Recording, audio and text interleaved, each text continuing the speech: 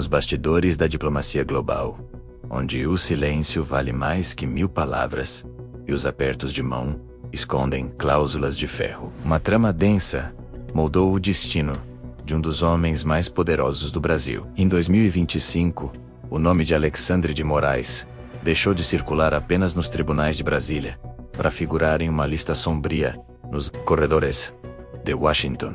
A Lei Magnitsky, a arma mais letal da diplomacia financeira americana, foi sacada do coldre pelo governo de Donald Trump. O que se seguiu foi um duelo de titãs que ameaçou paralisar o sistema financeiro brasileiro e isolar o país. Mas o que realmente aconteceu quando as câmeras foram desligadas? O que ocorreu nos voos noturnos e nas salas sem janelas do Departamento de Estado? Este é o código da influência que não te contaram. A história de como o xadrez de Brasília encontrou a lâmina de Washington.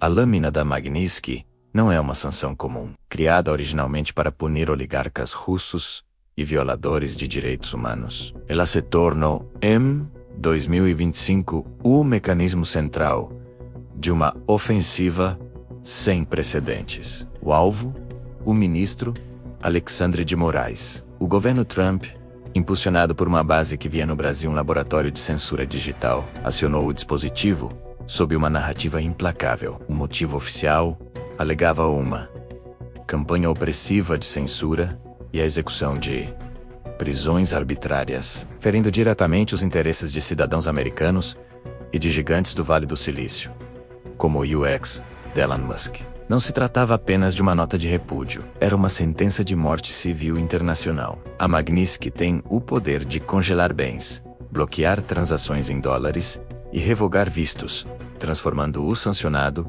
em um pária global. Para o mercado financeiro, qualquer um que fizesse negócios com Moraes corria o risco de ser expulso do sistema SWIFT. O cerco estava fechado, mas a justificativa para tal ato era velada por camadas de estratégia jurídica e política. Congressistas influentes como Rick McCormick e assessores jurídicos de Trump não pouparam retórica, ecoando que Moraes atuava fora das normas democráticas internacionais. A figura central nessa ofensiva era Martin de Luca, advogado ligado à Trump Media e profundo conhecedor das engrenagens da lei americana. De Luca foi cirúrgico em suas aparições.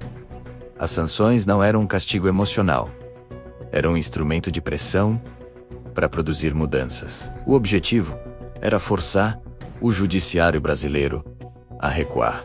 Quando o ministro Flávio Dino tentou erguer uma barreira jurídica, afirmando que sanções estrangeiras não tinham validade no território nacional, Washington sorriu. Para os americanos, essa resistência era a prova final de que o Brasil estava se alinhando a modelos de regimes como o da Venezuela ou da China, justificando ainda mais o uso da força econômica para restaurar a ordem. Nesse xadrez diplomático, a tensão escalava a cada hora. De um lado, o STF e o governo brasileiro batiam no peito, invocando a soberania nacional e a independência dos poderes. Do outro, a força unilateral das sanções americanas mostrava que, no mundo globalizado, a soberania termina onde o processamento do dólar começa. O que estava em jogo era muito mais do que a imagem ou os bens de um único ministro. Era a própria viabilidade da relação bilateral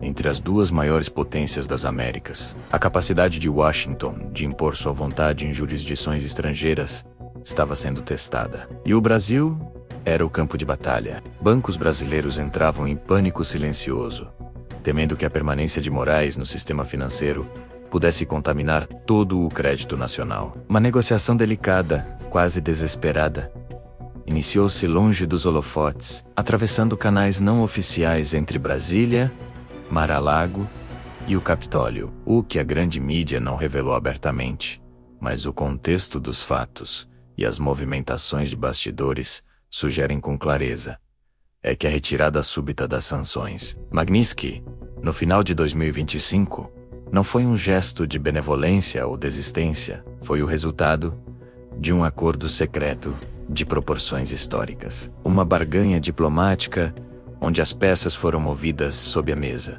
Imagine a cena.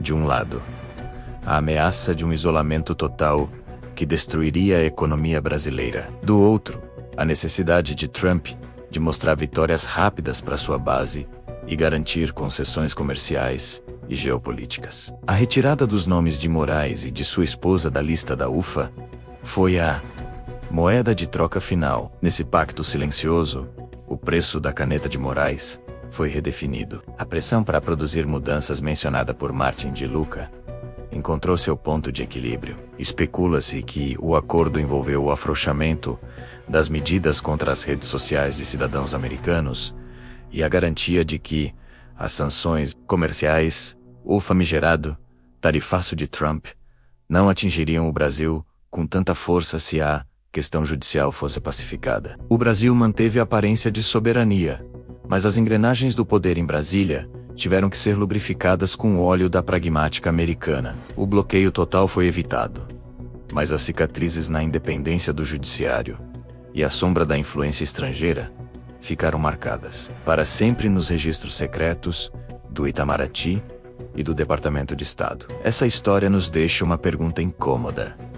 Em um mundo onde o capital e a tecnologia não têm fronteiras, até onde vai o poder de um juiz diante da força de uma superpotência? O acordo que salvou Moraes do bloqueio total pode ter preservado sua liberdade financeira, mas a que custo para a autonomia do país? A soberania nacional é um escudo real ou apenas uma ilusão que se desintegra diante de uma canetada em Washington? No fim das contas, o que vimos foi a prova de que, no grande teatro do poder, a justiça muitas vezes é apenas um detalhe diante das conveniências de um pacto secreto. Qual o verdadeiro custo da soberania quando ela é colocada na balança contra o isolamento econômico? Foi uma capitulação disfarçada de diplomacia, um acordo onde o silêncio de hoje garante a sobrevivência de amanhã. Deixe sua análise nos comentários sobre este episódio que mudou os rumos do Brasil em 2025. E, para continuar, desvendando os bastidores do poder, as tramas que a TV não mostra e os segredos da geopolítica, siga nosso canal. O conhecimento é a única arma contra a manipulação.